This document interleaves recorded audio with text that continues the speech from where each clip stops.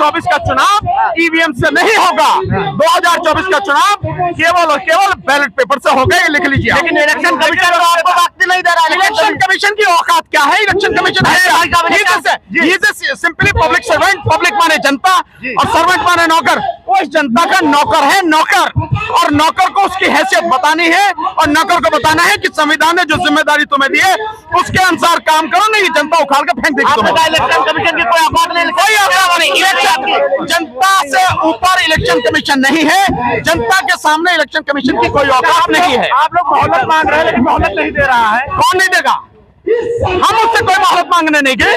हमने तो उससे कहा ईवीएम दे दे हमें, हम बताएंगे, दुनिया के सामने दिखाएंगे, हैक करके दिखाएंगे, दुनिया के सामने बताएंगे कैसे मैनिपुलेट होती है। लेकिन उसने हमें नहीं दी, डर गया और हमको डिटेन कराया।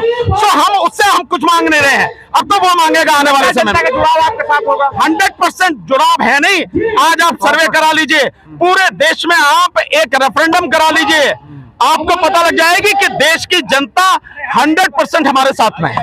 साथियों नमस्कार, मैं हूं आर एस राज, देख रहे हैं सत्य शोधक नेशनल न्यूज।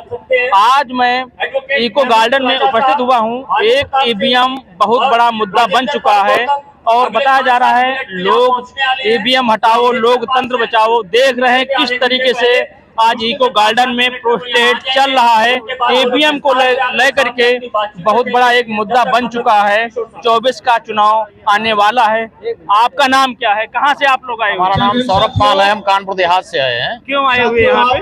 हम ये ईवीएम के विरोध में आए सर। क्यों ईवीएम को, क्या ईवीएम के विरोध में आए? ईवीएम इसलिए विरोध में आए क्योंकि ये सत्ता से जो पार्टियां हैं ये बदल नहीं रही हैं। जो सत्ता की पार्टियां हैं ये बीजेपी पार्टियां घटिया राजनीति कर रही हैं और ये ईवीएम के बल पे ही बार बार अपनी सत्ता बना रही हैं। बीजेपी का कहना है आबादी ज्यादा हो चुकी है, इस वजह से हम ईवीएम से चुनाव करवा। अगर आबादी ज्यादा हो जाएगी तो क्या ईवीएम मशीन से आप सत्ता में काबिज बने रहेंगे? यही कोई मतलब है ना कि आप अपनी सत्ता चलाएंगे, किसी दूसरे का मौका नहीं देंगे। ईवीएम पर क्यों विरोध कर रहे हैं? ईवीएम को इसलिए विरोध कर रहे हैं कि इनके ये सही राजनीति नहीं कर रहे, घटिया राजनीति कर रहे, जात पात की राजनीति कर रहे, धर्म की राजनीति कर रहे। तो धर्म बचाना है तो धर्म बचाना है तो ईवीएम को हटाना है और लोकतंत्र को बचाना है तो ईवीएम हटाना है। धर्म बचाना है तो ईवीएम को लाना है, इनकी यही स्ट्रेटजी है। इसका चुनाव आने वाला हम नहीं हटेगा तो क्या करेंगे? ईवीएम हटेगी। 2024 का MP election EVM ballot paper से ही होगा। आप कहाँ से आए हुए दादा जी? आप कहाँ से आए हुए? मैं यही लखनऊ से आया हूँ। तो क्यों आए हुए यहाँ पे? ईवीएम विरोध में आए, ईवीएम हटाओ, देश बचाओ। तो ईवीएम जो नहीं हटेगा फिर क्या करेंगे आप? ईवीएम को नहीं हटेगा, अभी तो ये कहा नहीं जा सकता है कि नहीं हटेगा।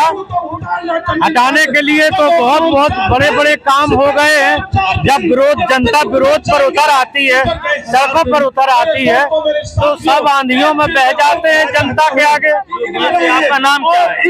मैं उत्तर प्रदेश के महुआ जिले से हूँ। मैं आपको बता दूं, किसान, मजदूर, छात्र, नौजवान, जब जब देश के लोकतंत्र की हत्या करने की कोशिश की गई, जब जब देश के लोकतंत्र का गला घोंटने का प्रयास किया गया, तब तक हम जैसे नौजवान सर पर सरफरोशी की तमन्ना लेकर कफन बांध कर निकले हैं। और जो देश और प्रदेश में बदलाव होना चाहिए, क्योंकि अगर ईवीएम ने बदलाव हो रहा है, मंदिर बन गया है, हमें मंदिर से कोई फायदा थोड़ी है।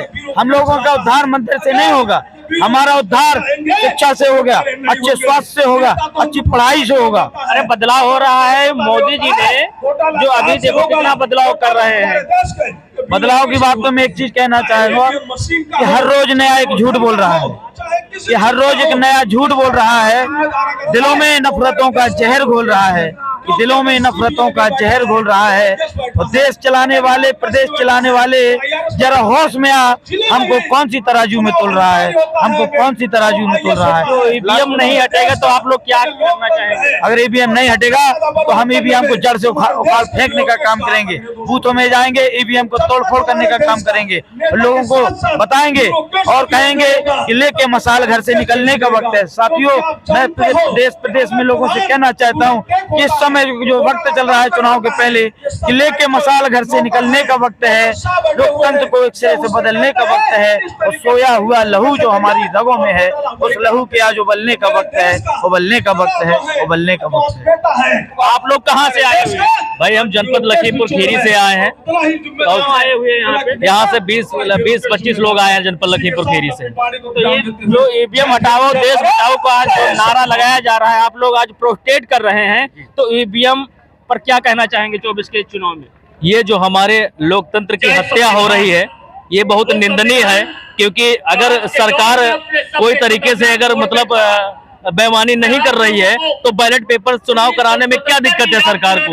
वो सरकार कह रहे हैं बैलेट पेपर से ने चुनाव कराएंगे, आबादी बहुत ज्यादा है।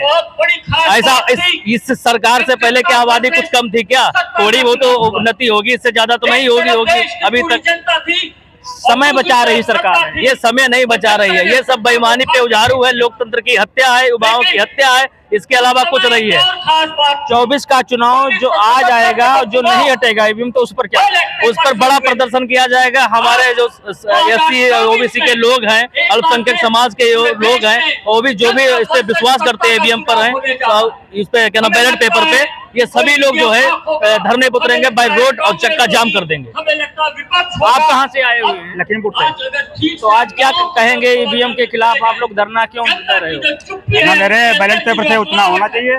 बैलेट पेपर से क्यों मांग रहे हैं आप लोग?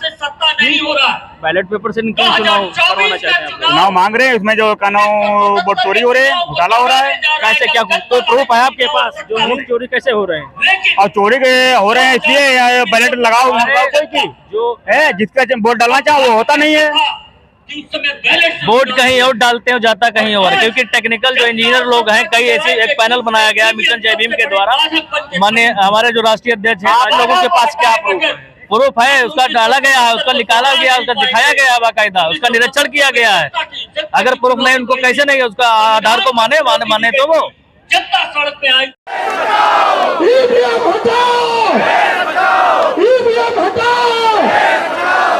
ये आंदोलन और ये आग यही नहीं रुकनी चाहिए बेटो। ये आग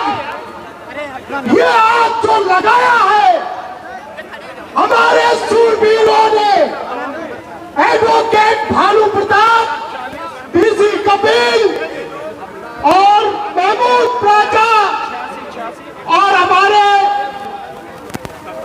पूर्व मंत्री राजेंद्र पाल जी, ईवीएम हटाओ।